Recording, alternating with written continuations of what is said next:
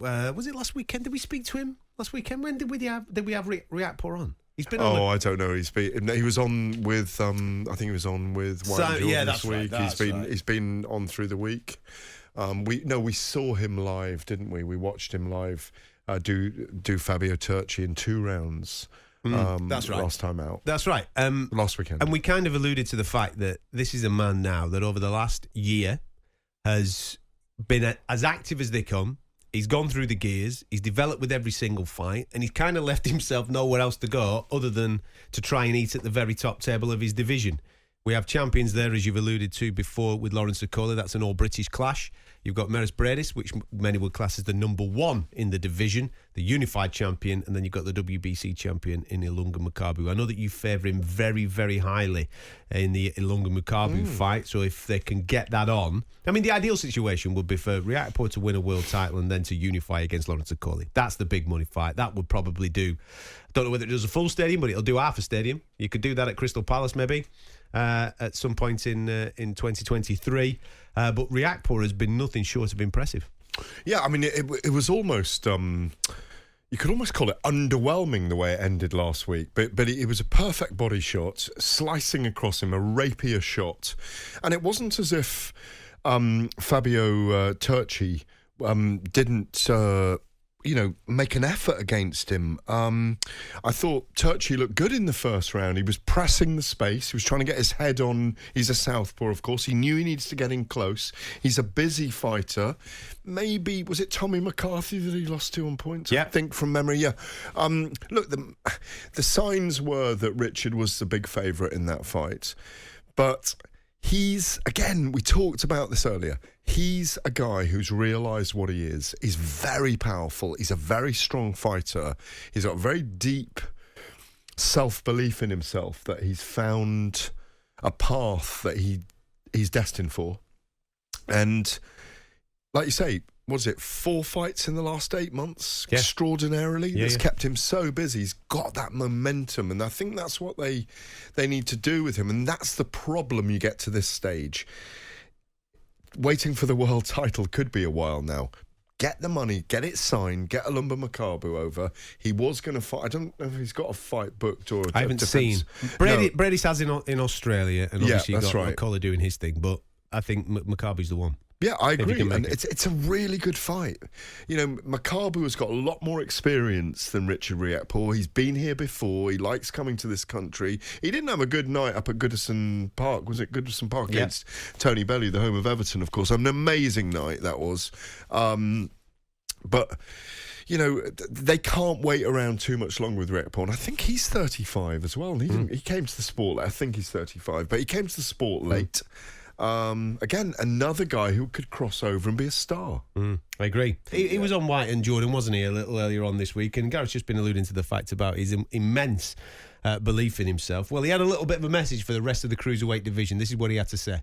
I want everybody. I believe in myself. I reckon I can knock out every single fight out there, every champion. I just need to be very intelligent with preparation and find the right opportunity. Once I land that shot, it's over. I just need to have a sit down with my team. It's quite fresh. We haven't spoke yet. And see what's next. I want him to make the fights that are right for him at this stage in his career. He should fight Badou Jack. And I think he'll beat Badou Jack. Because Badou Jack is a decent name. It will enhance his already burgeoning reputation. It would increase his price tag, and it will take him to the fight. Then Makabu can't duck him. I won't be able to duck him because he'll be at that point now where he's unduckable. And then I think he's ready to fight Bradis. I think that's a brilliant idea, Si. And I actually fancy that fight as well against Badou Jack because he's got that American audience, and it's like more light on the cruiserweight division, so it makes beautiful sense. If I ain't a potential world champion, then I don't. My name is not Richard. I'm going to be a world champion, 100%.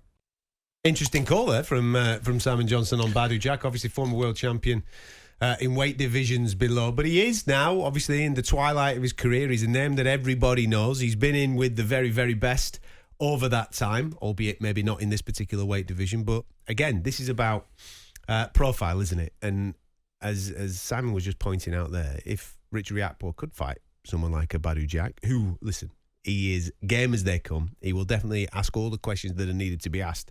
Maybe, like I said, on the other side in the twilight of his career at this moment in time. But it most certainly then sets him up perfectly for a shot in the early parts of 2023 at one of those 3 champions. Yeah, I mean, look, it is a good name, but let's be honest, Badou Jack was a light heavyweight, really, or a super middleweight when he fought James DeGale, of course, and Nathan Cleverly. Lucien Boutte, George Groves, all those fights, they were super middleweights. But would Badou test him? He's 38.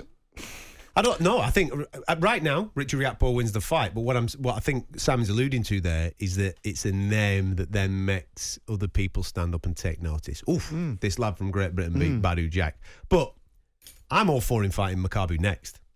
No, so am I. That is the fight I would look for. I'd urge Ben Shalom and Boxer and Sky to go out there and get that fight, because they've said it. They've been on the show and they've said it. We want world titles for this guy next because he's ready. You heard it there in his voice.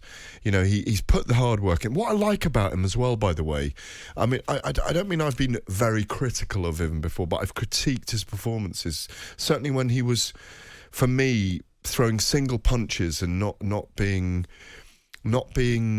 what he is, which is a finisher, and he's almost like a viper. He's got a really good jab. He's a massive guy. What is he, 6'3.5"?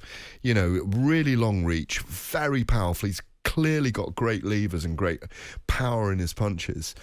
And just go out there and just destroy people. And he's there. There's no question. You can hear it in him, but he takes criticism really well. Yeah, that's what I like about him, because I've had chats with him. He said, no, I like it. I like it when you talk about what I wasn't doing right in that fight. And maybe that's a sign that this is someone that they know what they're going to do. So they're happy to listen to what anyone else is going to say, because they don't really give a damn. Yeah. Because they're just going to do what they're going to do. And I think he's going to be there. I think the guy's going to be a world champion. I was convinced Coley was. I'm just as convinced that this guy's going to be a world champion as well.